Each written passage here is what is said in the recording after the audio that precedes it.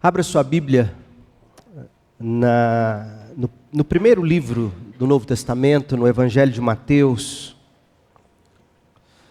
capítulo de número 5. Nós vamos ler uma bem-aventurança, capítulo 5, versículo 8. E nesta manhã eu quero mostrar para vocês que os santos verão a Deus. Esta é a última mensagem na série Santidade que iniciamos já há alguns domingos atrás. Nós basicamente estudamos Isaías capítulo 6 e Hebreus capítulo 12, em busca da compreensão deste tema tão fundamental e tão negligenciado, mas quando tratado também tão distorcido, o que significa santidade. A razão da importância deste tema é o que está estampado na bem-aventurança do Senhor. Eu leio na Nova Almeida Atualizada, que diz assim: bem-aventurados os limpos de coração. E por que eles são bem-aventurados? Porque verão a Deus. Nós estudamos em Hebreus capítulo 12 que sem santificação ninguém verá o Senhor. Portanto, esta bem-aventurança trata da coisa mais importante nesta e na vida além. A coisa mais importante na sua vida, jovem, adolescente, mais importante do que sua formatura, seu emprego, mais importante que seu casamento, seus filhos, mais importante do que qualquer realização nesta vida. Qual é a coisa mais importante da existência? Qual é a coisa mais importante nesse cosmos? Em todas as coisas criadas, a coisa mais importante é ver Deus. Não há qualquer atividade que seja mais importante do que ver Deus. Mas existe uma condição para se ver Deus. A condição é ser limpo de coração. Portanto, a primeira lição desta bem-aventurança é que Jesus está preocupado com o seu coração, com o meu, com o nosso coração. Porque para Jesus, diferentemente do que o cristianismo contemporâneo tem feito, a exemplo de todas as distorções do passado, para Jesus não basta que nós limpemos apenas nossos atos pelo lado de fora. Não basta para Jesus a cristianização do Brasil, a cristianização do Ocidente, ou do mundo, por assim dizer. Olha o que Jesus mesmo escreveu ou disse, e Mateus escreveu no capítulo 23 deste Evangelho. Abra em Mateus 23, verso 25. E veja o que Jesus diz sobre apenas limparmos nossos atos, nosso comportamento. Isso é tão importante porque muitos pais se contentam apenas com o comportamento dos filhos. E você pode notar que os nossos filhos, a gente consegue fazer com que eles tenham um determinado comportamento até uma certa altura da vida deles, e aí de repente eles não têm mais, e os pais acordam e dizem: meu Deus, eu não conhecia meu filho.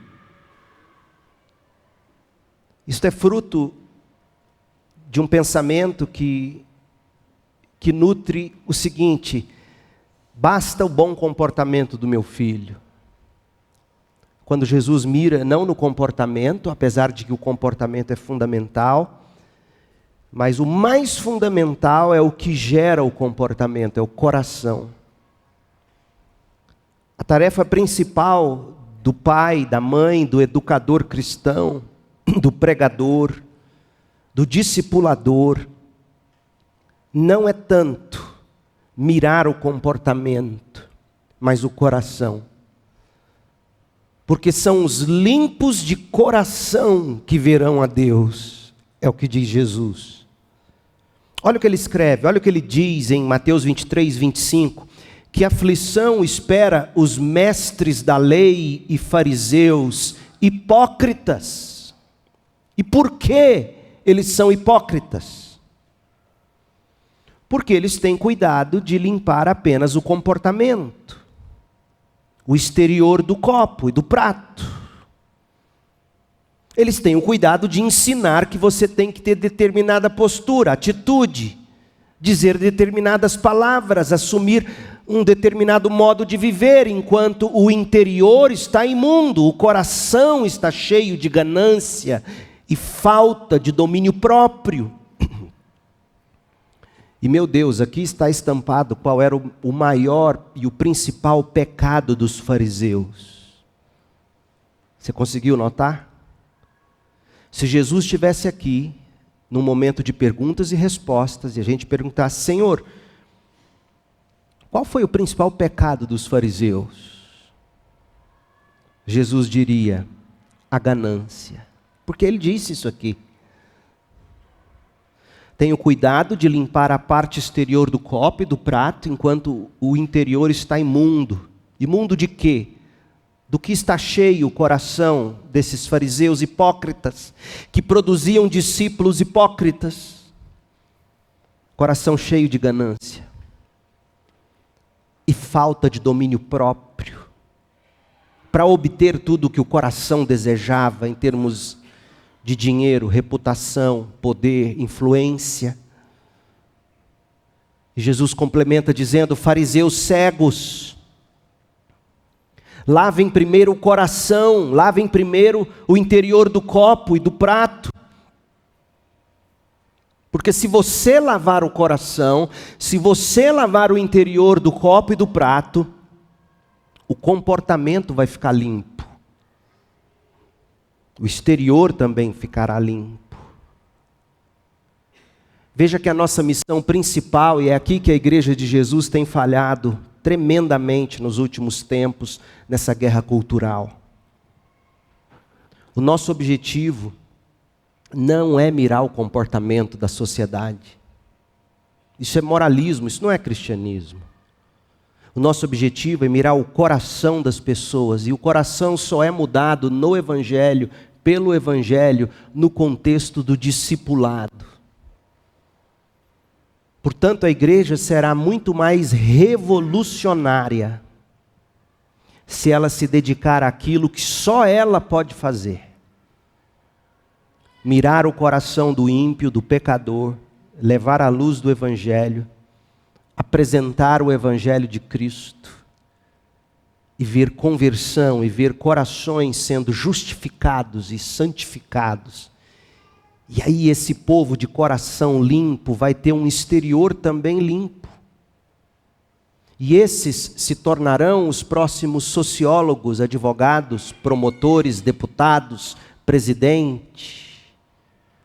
É assim que a igreja age. A maneira de a igreja fazer política é mirando o coração das pessoas. É mirando o coração das pessoas, mirando o coração dos filhos. Filho, você tem vindo à igreja, eu sei, mas como está seu apetite? Faça perguntas. Observe o comportamento de algum modo, para você entender o que está no coração, porque de repente, ele ou ela chega na idade em que ele pode tomar as próprias decisões e seguir o próprio rumo, e você vai descobrir que aquele comportamento era exterior. A missão de Jesus não é reformar as maneiras e os costumes da sociedade. A missão de Jesus e do cristão é transformar radicalmente o coração de pecadores como eu e você.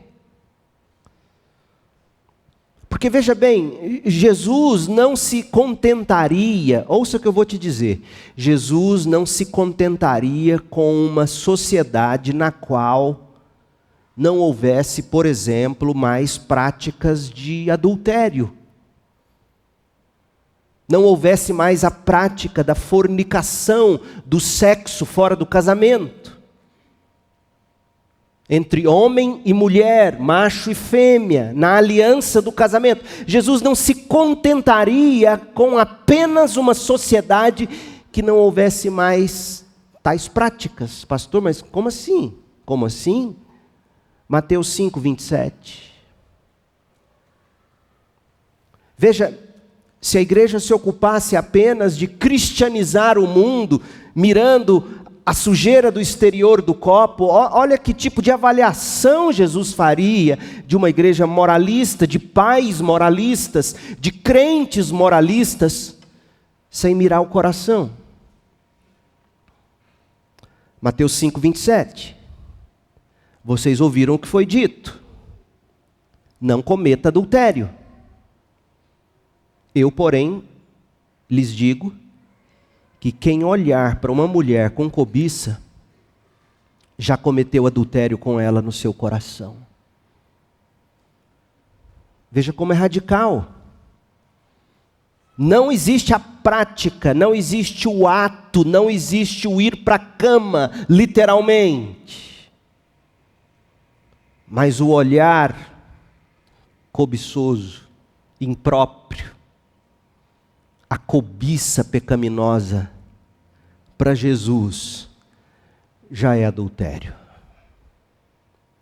Sim, gente, para Jesus importa também o que você faz com seu corpo. É óbvio que importa.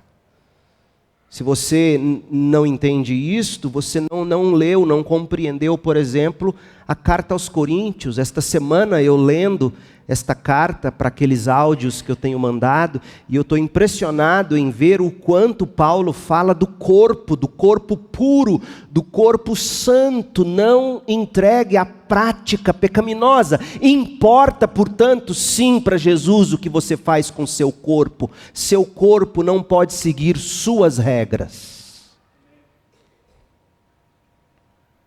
Mas o corpo limpo, sem coração puro, não basta para ver Jesus.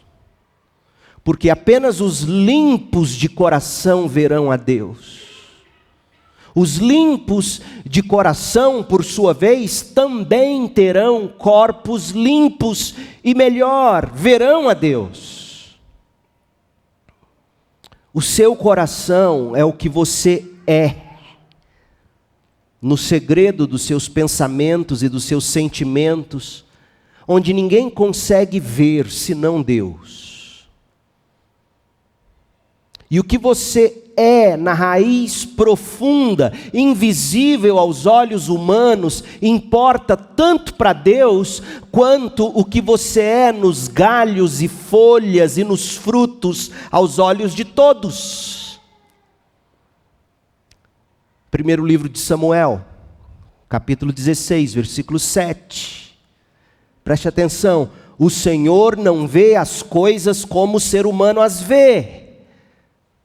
Como assim? As pessoas julgam pela aparência exterior, mas o Senhor olha para o coração. Os limpos de coração verão a Deus. E por que o coração? Porque primeiro, do coração brotam todas as questões da vida. Deixe-me ler três trechos bíblicos com você. Abra em Provérbios 4, 23 e ouça. Acima de todas as coisas, guarde o seu coração, pois o coração dirige o rumo da sua vida. O que dirige o rumo da sua vida é o seu coração, por isso, guarde o seu coração. Mateus 15, 17.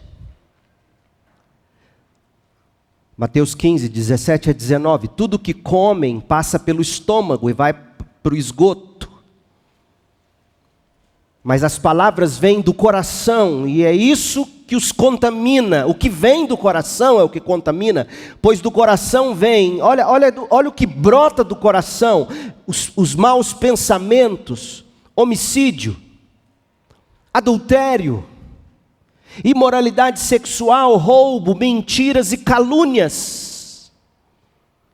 São essas coisas que vêm do coração que os contaminam. Comer sem lavar as mãos não os contaminará, diz Jesus aos fariseus. Não adianta vocês quererem se comportar de um determinado modo, aparentemente limpo e puro, chamando a atenção de todo mundo para a sua pretensa espiritualidade, se o seu coração é uma fábrica de maus pensamentos, é uma fábrica de homicídio, onde você vive nutrindo vingança, ódio, raiva, adultério, imoralidade sexual, onde você vive cobiçando e roubando e mentindo e caluniando, não adianta você se aparecer de um determinado modo para as pessoas. Porque se seu coração não for limpo, você não verá a Deus. Mateus 12:33. Mateus 12:33. Uma árvore é identificada por seus frutos. O comportamento tem seu papel, tem seu lugar. Frutos. Uma árvore é identificada por seus frutos. O problema, gente, parênteses, é que tem muita gente que sabe falsificar frutos por muito tempo.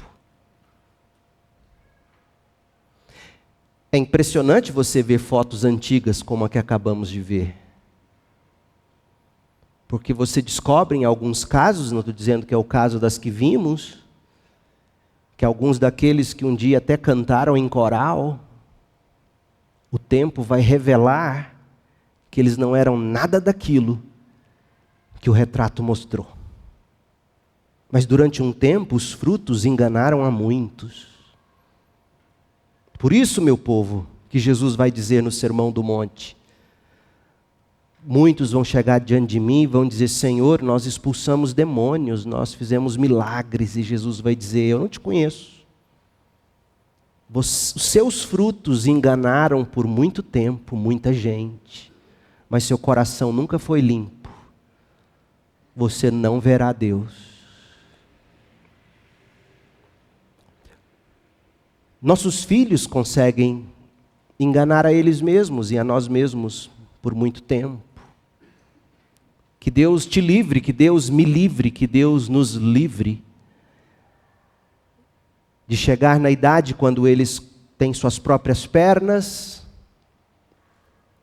e de repente, todo aquele fruto de comportamento a gente descobrir fake fruto. Deus nos livre do fake fruto, do fruto falso. Uma árvore é identificada por seus frutos. Se a árvore é boa, os frutos serão bons. Se a árvore é ruim, os frutos serão ruins. Raça de víboras.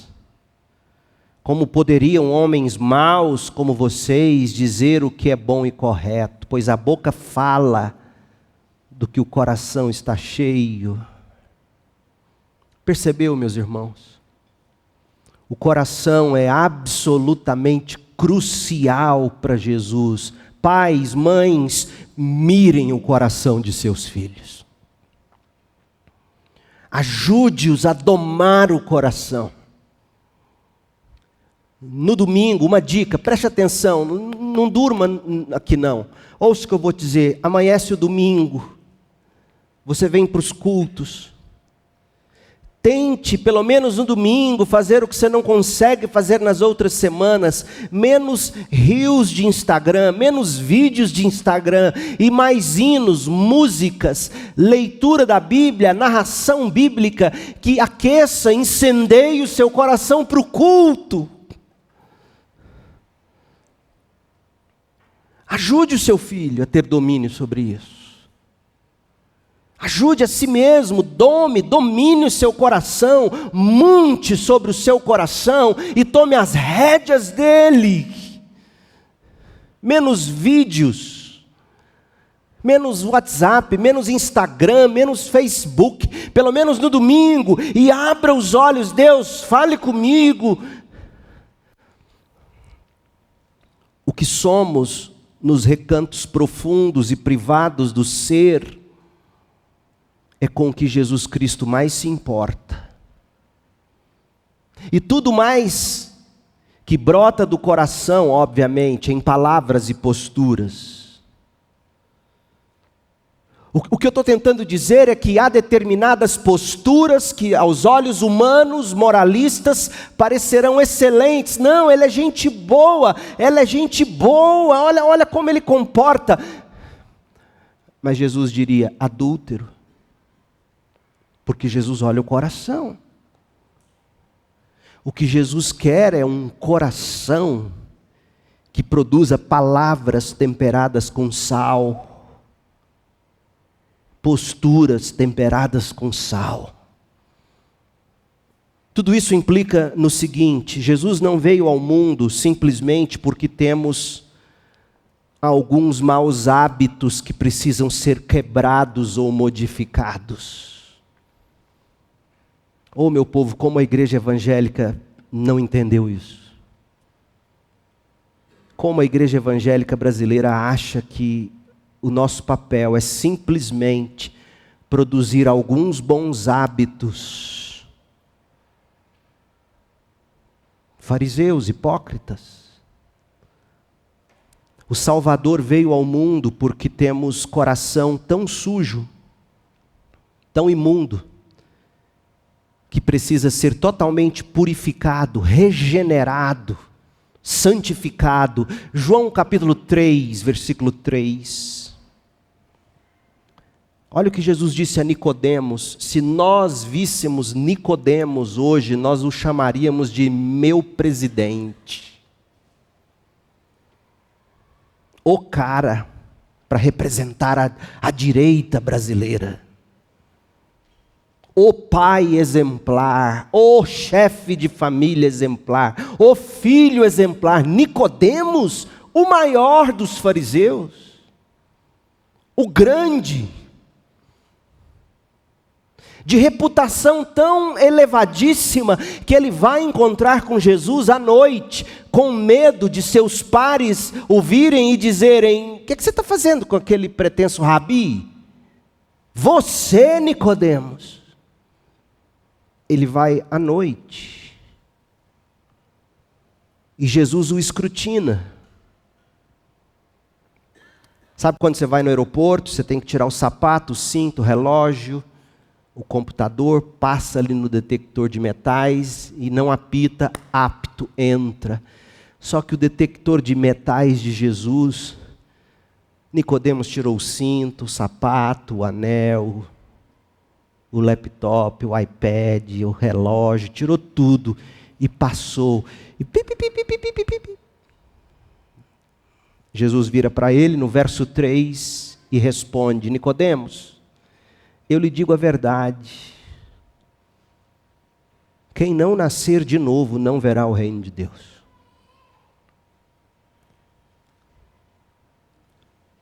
Sua postura não me impressiona. Seu moralismo não me impressiona. Porque o seu coração é imundo. E se você, Nicodemos, não nascer de novo, você não verá o reino de Deus. Se o seu coração não for regenerado, não adianta ter seu nome no hall de membros da CIB em Goiânia.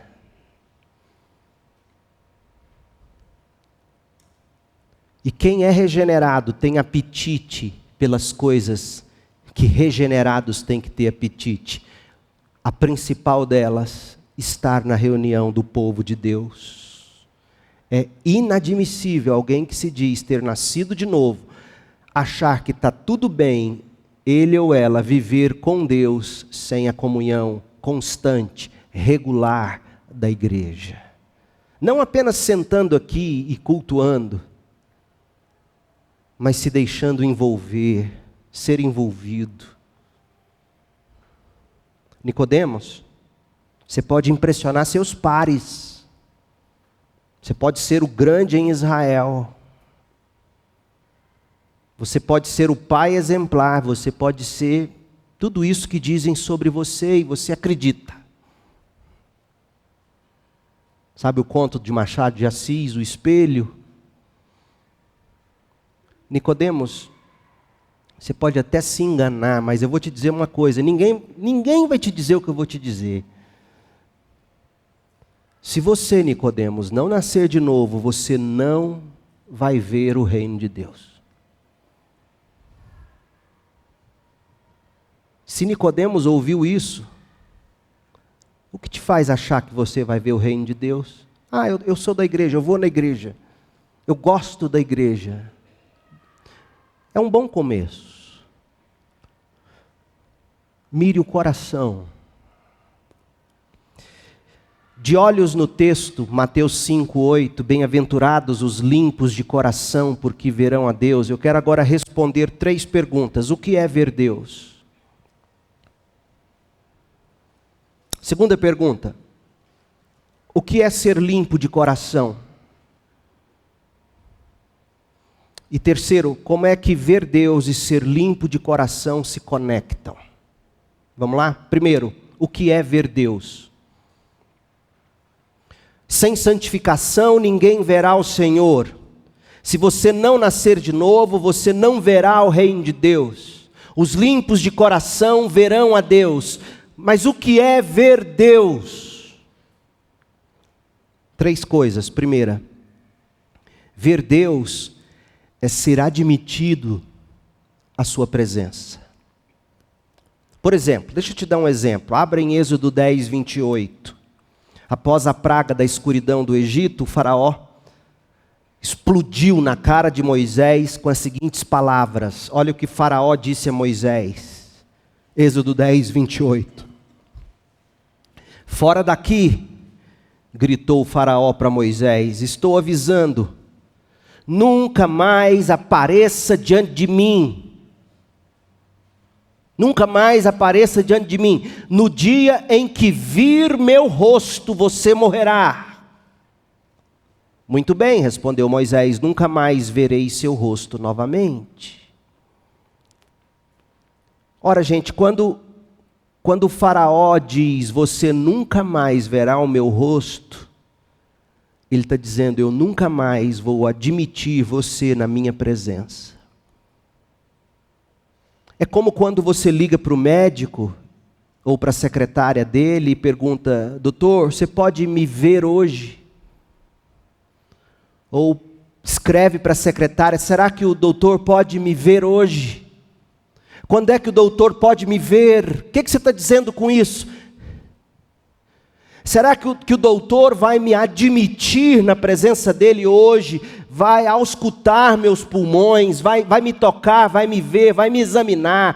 Será que ele vai me receber? Ele pode me receber à sua presença hoje? Ver o médico é ser recebido e cuidado pelo médico. Ver Deus é isto. É ser admitido, é chegar à sua presença. Os limpos de coração não se achegarão à presença de Deus, não serão admitidos por Deus. Segundo lugar, ver Deus é ficar impressionado com a glória de Deus.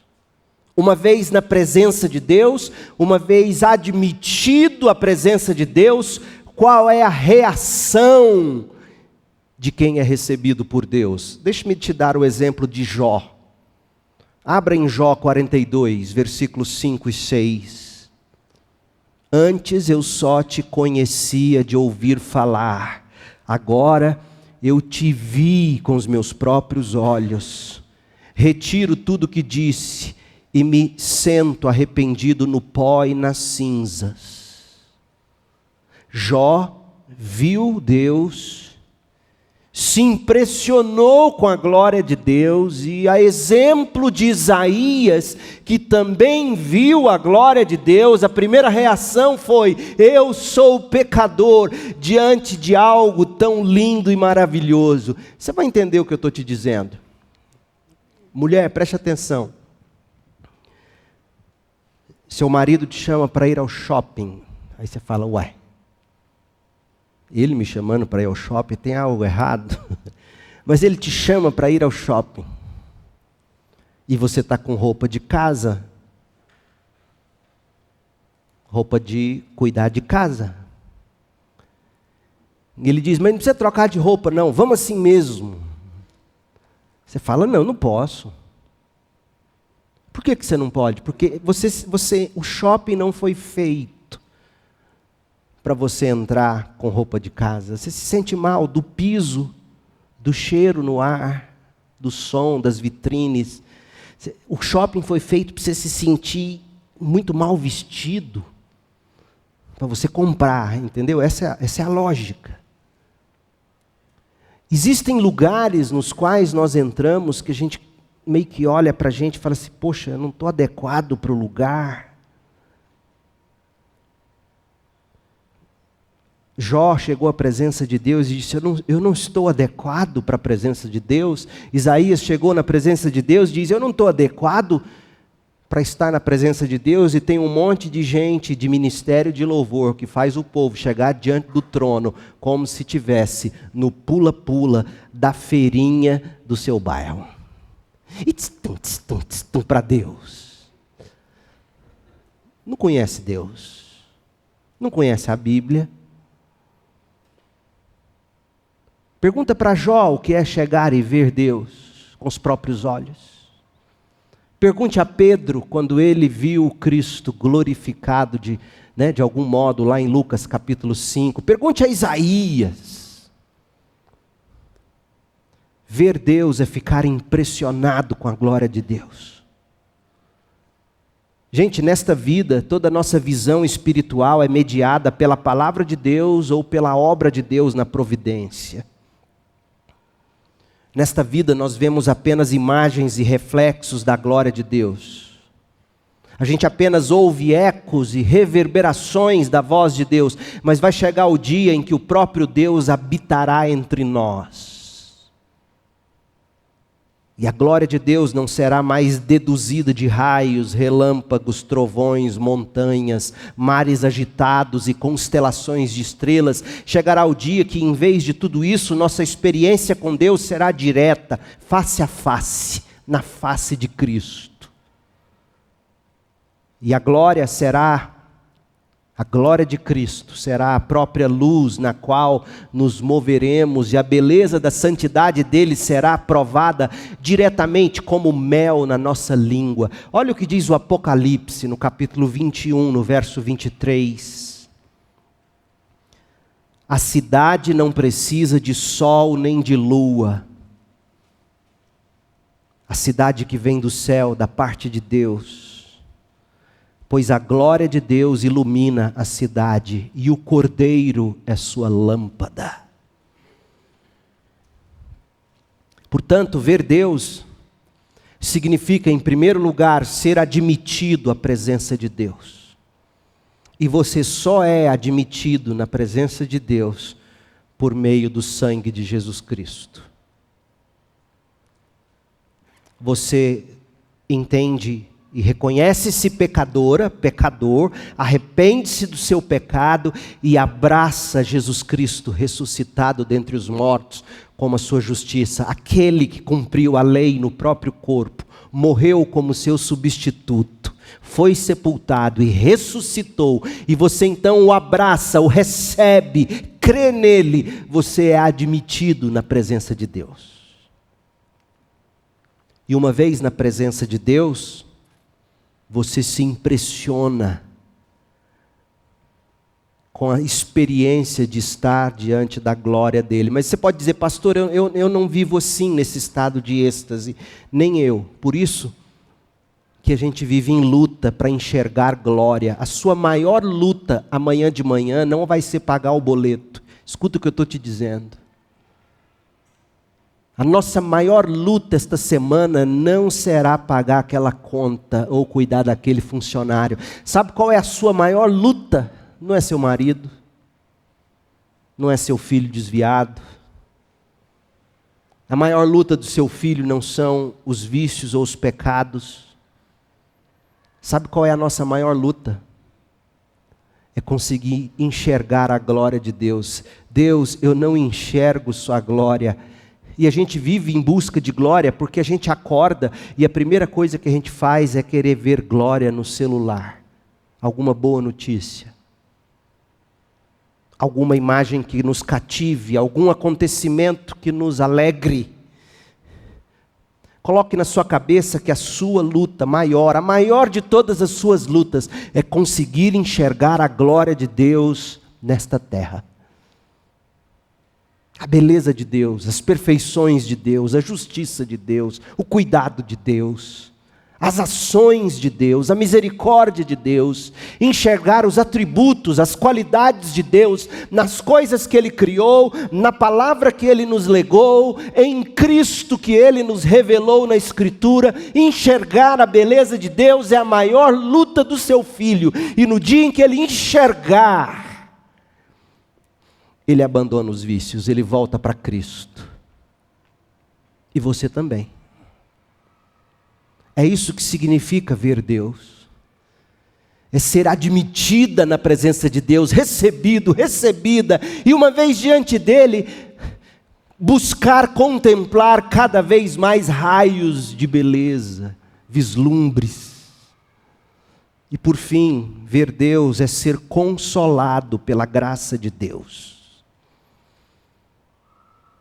Porque uma vez diante de Deus, uma vez recebido por Deus, uma vez contemplado a beleza de Deus, a gente é consolado. Olha o que diz o Salmo 27, verso 7. Salmo 27, 7. Ouve minha oração, ó Senhor. Tem compaixão e responde-me. Parece que o salmista estava se sentindo não respondido, não atendido. Parece que ele sentia que Deus não queria vê-lo naquele dia. Ouve minha oração, ó Senhor, tem compaixão, responde-me. Me veja, me receba. Meu coração ouviu tua voz dizer, venha e entre na minha presença. E meu coração respondeu, Senhor, eu irei. Não voltes as costas para mim em tua ira, não rejeites teu servo. Sempre foste meu auxílio, não me deixes agora, não me abandones, ó Deus da minha salvação. Veja, estar na presença de Deus é receber força, auxílio. É isso que Davi, é isso que o salmista está descrevendo para nós aqui.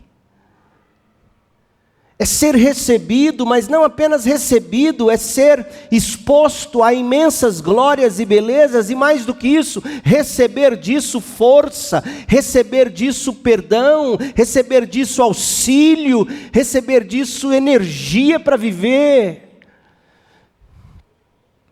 Então, quando Jesus, nas bem-aventuranças, promete a recompensa de ver Deus, existe pelo menos essas três coisas implícitas. Ser admitido à presença dEle, não apenas mantido na sala de espera. Uma vez na presença dEle, ficar impressionado com uma experiência direta com a glória dEle no rosto de Cristo, e ser ajudado, consolado pela graça dEle. Tudo isso nós temos ou teremos em parte agora. E teremos plenamente na vida por vir, se formos limpos de coração. Então deixa eu te dizer, a nossa maior luta é para ver Deus. Mas Jesus nos deu a dica. Você só vai ver Deus se o seu coração for limpo. Então sabe como é que você luta para ver Deus? Limpando o seu coração. Essa é a grande luta da sua filha, do seu filho, da pessoa que você ama e gostaria de ver crente, santa.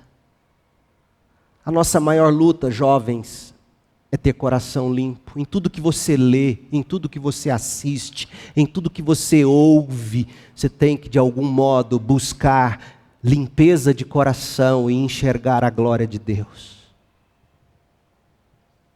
Vou te dar um exemplo. Pela primeira vez na vida eu resolvi ler Machado de Assis. A escola mandava ler, mas eu lia, como você sabe, o conto, o espelho e tal. Esses dias eu comecei a ler Esaú e Jacó, de Machado de Assis, dizem ser um dos maiores romances dele. E sabe por que eu estou lendo? Eu quero aprender o português, eu quero escrever bem, eu quero ver alguém escrevendo bem. E sabe por que eu quero isso? Eu quero conseguir entender melhor a Bíblia, expressar, falar melhor, ver reflexos da revelação geral de Deus, da graça comum de Deus, no que eu estou lendo, no que eu estou assistindo, no que eu estou ouvindo. Eu acordo lutando com Deus. Deus, eu preciso ter o coração limpo para te ver. É isso que você tem que fazer. Em tudo que você faz. Então, quando você acorda, o que você ouve primeiro? O que você lê primeiro? O que você enxerga primeiro? Ao longo do dia, no que você coloca o seu coração para marinar? Qual é a substância na qual você marina, mergulha seu coração?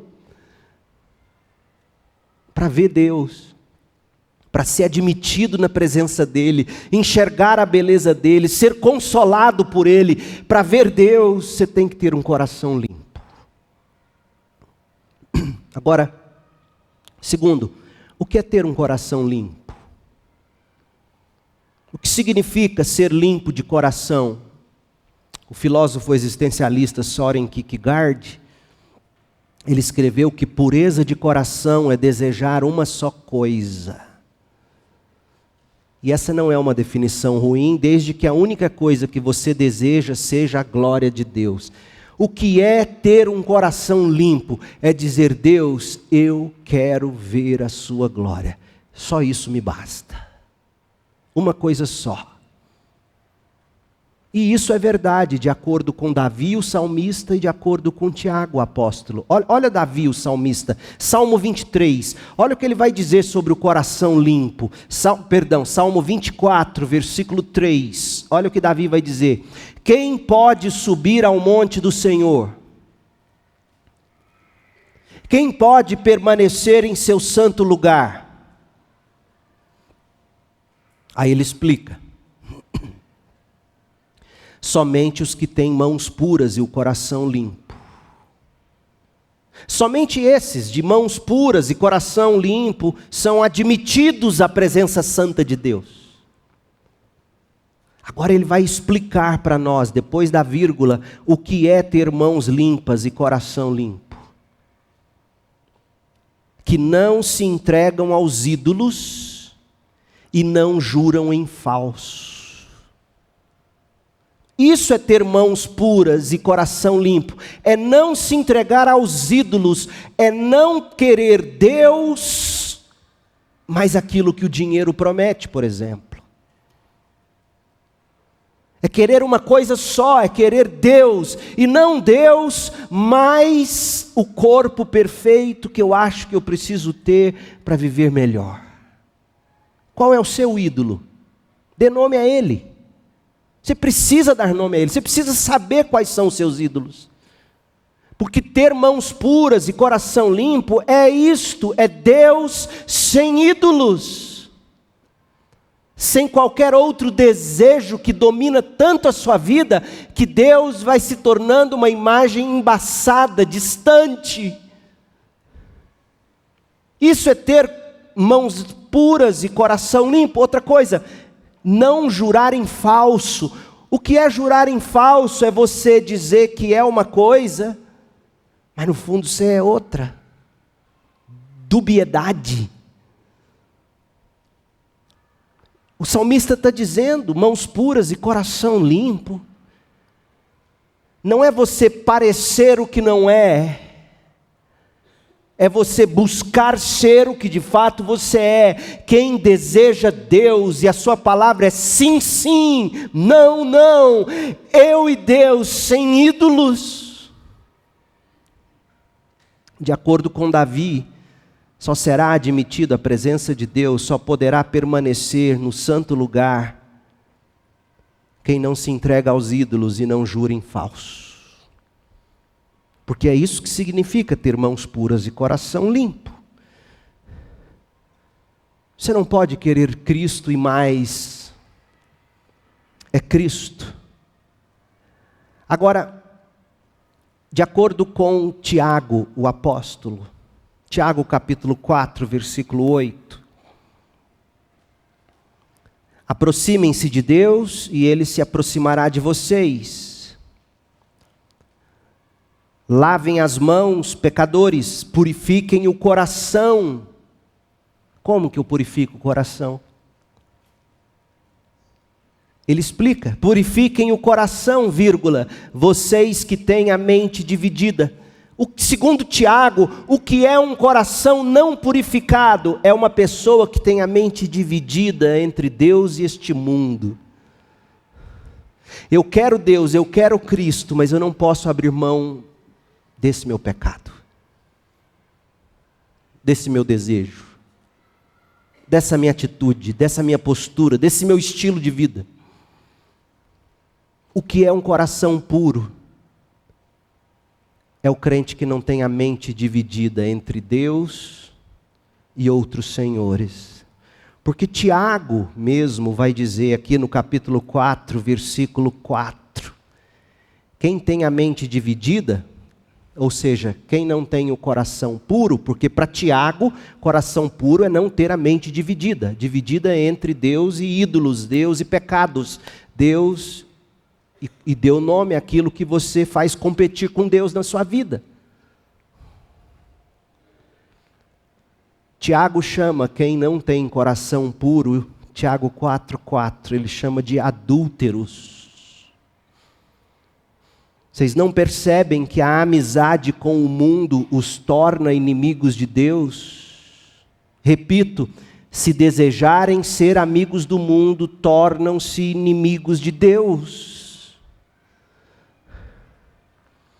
Portanto, o homem de mente dividida, de Tiago 4, verso 8, tem seu coração dividido entre o mundo e Deus, igual a esposa que tem o marido e um namorado.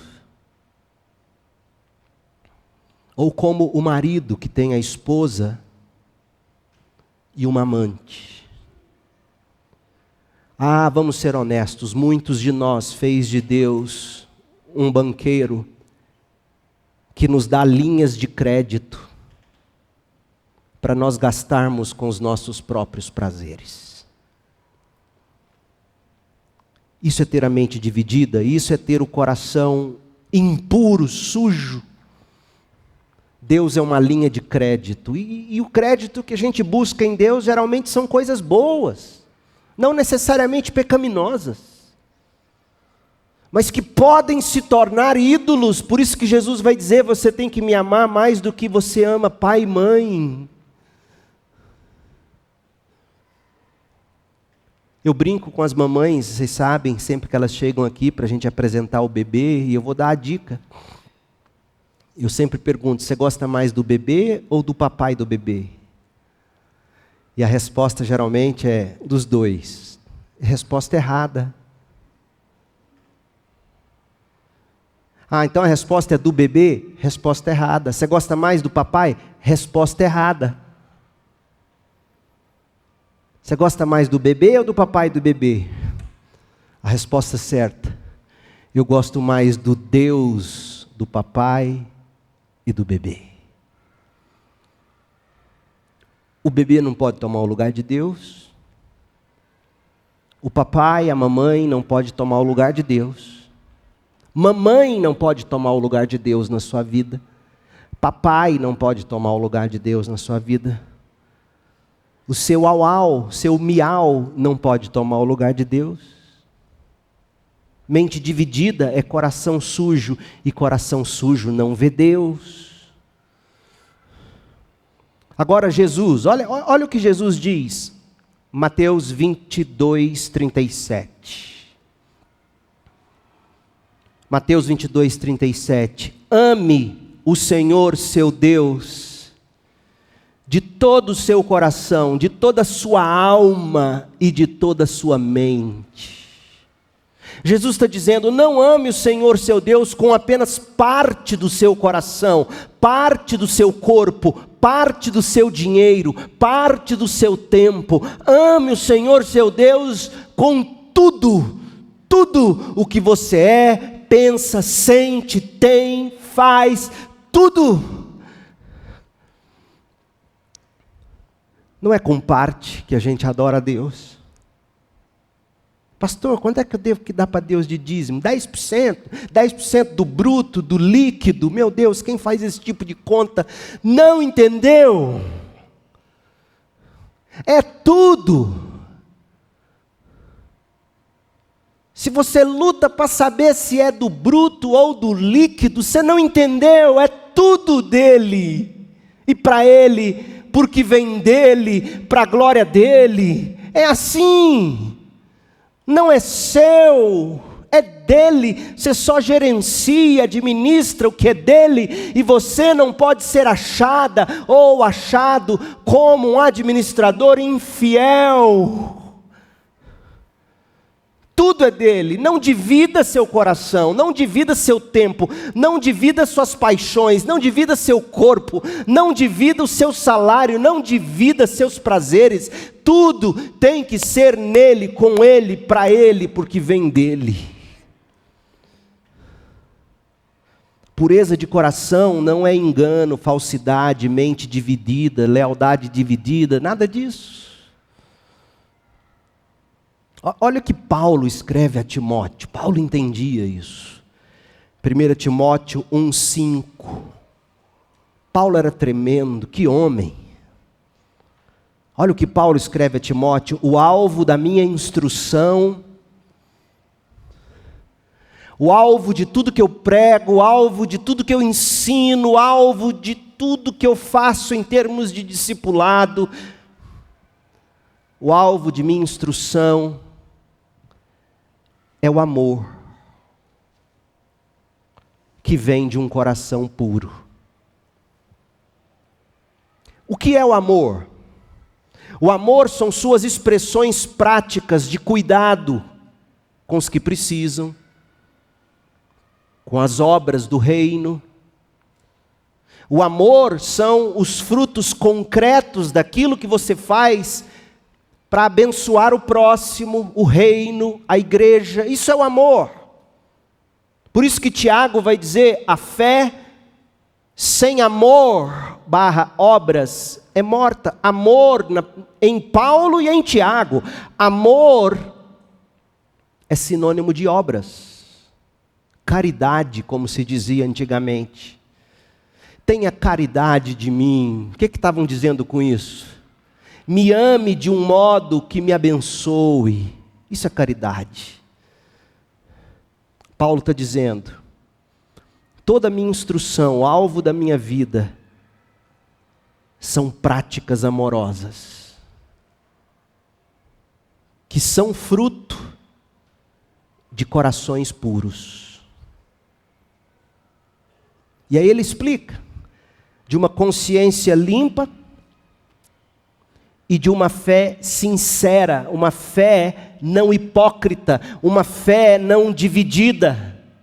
O alvo da minha pregação, o alvo do meu discipulado, o alvo do meu ensino, o alvo da minha instrução são crentes amorosos, caridosos, abençoadores. Por quê? Porque eles têm um coração puro, que é fruto de uma consciência que está limpa diante de Deus, por saber que está fazendo tudo o que consegue fazer, no que depende de mim, eu tenho feito tudo. Isso é consciência limpa e fé sincera, sem divisão, sem hipocrisia, entregue a Deus. Deus, eu sou teu, inteiramente teu. Portanto, pureza de coração é querer uma coisa apenas. É querer a verdade de Deus. É querer ver o valor de Deus em tudo que você faz. O objetivo do coração puro, sabe qual é? O objetivo do coração puro é alinhar-se com a verdade de Deus. É ampliar o valor de Deus nas suas posturas, nas suas palavras. Então, se você quer ser puro de coração, busque a Deus com total obstinação, teimosamente buscando a Deus. Não importam as circunstâncias, a tempo e fora de tempo. Pureza de coração é lutar. Meu desejo tem que ser uma coisa só: a glória de Deus na face de Cristo. E para a gente terminar, como é que essas duas coisas se ligam? Ver Deus e ter coração limpo. Jesus nos dá apenas parte da resposta em Mateus 5, verso 8. É parte verdadeira, mas apenas parte. Ele diz que os limpos de coração verão a Deus, ou seja, a pureza é um pré-requisito para ver Deus. Os impuros não são admitidos na presença de Deus. Os impuros não admiram a glória de Deus, ainda que fossem admitidos. Os impuros olham para este mundo e não dão glória a Deus. A Apple teve a coragem de criar a mãe natureza. Vocês viram no vídeo? E a propósito, se vocês viram o vídeo que saiu agora, a mãe natureza, uma senhora grande, negra, com um assistente homem que parece um bobo da corte. E a mãe natureza, impiedosa, com quem não a trata bem. É impressionante como o mundo distorce todas as coisas. Depois dessa eu fiquei com vontade de ter só Samsung. Mas ainda não dá para ser assim. Você vê o mundo, ele enxerga a obra criada e cria um ídolo dela, cria uma mãe. E uma figura de mãe absolutamente distorcida, diga-se de passagem. Uma mãe autossuficiente, uma mãe que tem um homem do lado, mas é um boneco, é um bobo. Impressionante como aquele pequeno vídeo comunica a visão deste mundo. Então, o ímpio, o de coração impuro, ele enxerga as coisas lindas de Deus e ridiculariza e cria ídolos.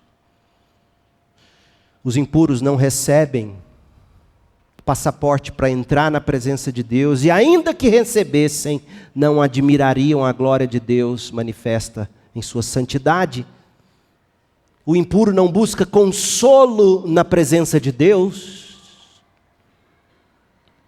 O que Jesus está dizendo é o mesmo que Hebreus 12, 14 disse: procurem, lutem para ter uma vida santa, sem a qual ninguém verá o Senhor. Em outras palavras, felizes, bem-aventurados os santos, porque verão a Deus. Gente, existe uma verdadeira pureza e uma verdadeira santidade que nos ajustam para ver o Rei da Glória. Existe um tipo de pureza que ajusta você, regula o seu foco para você enxergar o Rei da Glória. E isso leva toda e qualquer alma sensível a clamar com as palavras de Provérbios 20, verso 9. Quem pode dizer: purifiquei o coração, estou limpo e sem pecado? O maior clamor do seu coração deve ser este: Deus, limpe meu coração para que eu consiga ver glória. Porque para nós, disse Jesus em Mateus 19, 26, isso é impossível, mas tudo é possível para Deus. Eu termino com 2 versículos e um hino. Atos 15, verso 9. A resposta do nosso coração ao ato de criação de Deus e ao ato de sacrifício de Cristo tem que ser aquela fé inquebrantável em Jesus Cristo como Senhor e Salvador. Do jeito que está escrito em Atos 15, 9. Não fez distinção alguma entre nós e eles, pois purificou o coração deles por meio da fé. Como é que você purifica seu coração, jovem? Fé na palavra de Deus, fé nas promessas de Deus, fé no que Deus fala e a gente tem que fazer. Fé. E na medida em que você vai agindo pela fé, é como ir na academia. Você diz que vai na academia, você vai no primeiro dia, pega pesado, no outro dia está tudo doendo. Você olha diante do espelho, está tudo do mesmo tamanho. Segundo dia, pesado, olha diante do espelho, a barriga continua em 190 centímetros.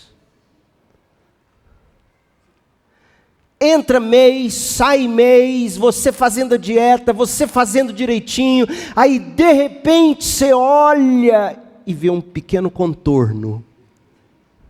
Começa a ver um pequeno resultado. Na medida em que você age por meio da fé, seu coração vai se tornando puro, Deus vai se tornando mais doce, visível, palpável. Bem-aventurados os limpos de coração, porque verão a Deus. Agora o hino, para a gente terminar. Tempo de ser santo. 176 do cantor cristão, ele possui 4 estrofes. E em cada estrofe tem uma palavra em itálico, uma palavra destacada. Interessante isso. Primeira palavra destacada é santo. Segundo estrofe, segunda palavra, puro. Terceira estrofe, terceira palavra, forte. Quarta palavra, na quarta estrofe, útil. São sinônimos, segundo o poeta.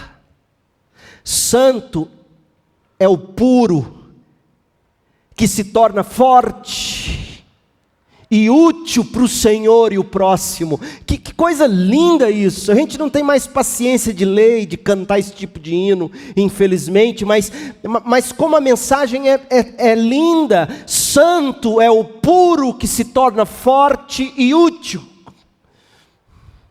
Tempo de ser santo, tu deves tomar, viver com teu mestre, seu livro estudar, andar com seu povo. É meio de graça andar com a igreja e os fracos valer, as bênçãos celestes de Deus sempre obter. Tempo de ser puro, tu deves achar. Faça tempo na agenda para se fazer puro. A sós, sempre orando, com Cristo ficar, teus olhos bem fitos em Deus, sempre ter, na tua conduta provar seu poder. Tempo de ser forte, tu deves buscar, o mestre seguindo, por onde guiar, no gozo ou triste sempre obedecer, da fonte divina, jamais te esquecer. Tempo de ser útil, tu deves guardar, muito calmo nas lutas em Deus confiar, socorre os aflitos repletos de amor, os passos seguindo do teu Salvador. Santo, puro, forte, útil.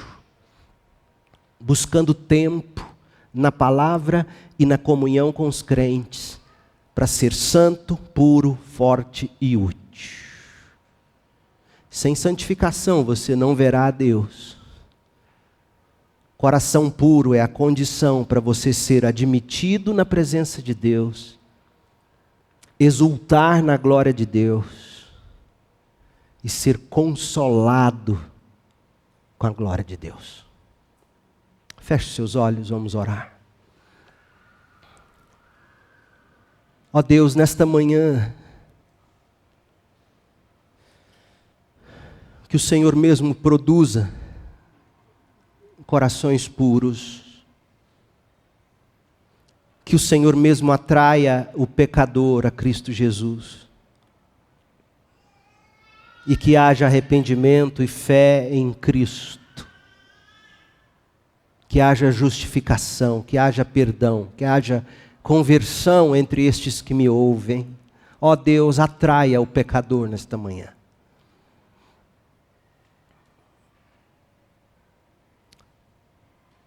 E eu digo a você na congregação, se você é daqueles ou daquelas que nesta manhã o Senhor traz para a salvação, fala comigo depois do culto, eu vou ficar aqui no primeiro banco sentado. Deus, eu continuo suplicando graça por todos nós. Como nós precisamos de coração puro, mente não dividida, total e integralmente entregues ao Senhor. Na Tua presença, contemplando glória, sendo consolado, sendo fortalecido, tornando-nos úteis, amorosos. Esse é o alvo de toda instrução, o amor, fruto de coração limpo. Faça de nós uma igreja assim. A santidade produz operosidade. Ó Deus, produz em nós essa igreja, produz em nós este povo, produz em nós, crentes, famílias assim, do pequeno ao grande, do novo ao velho, homem, mulher, não importa. É a nossa oração, pedindo que a graça de Jesus, o amor de Deus Pai, a comunhão do Espírito, estejam sobre nós, hoje e para sempre. Amém.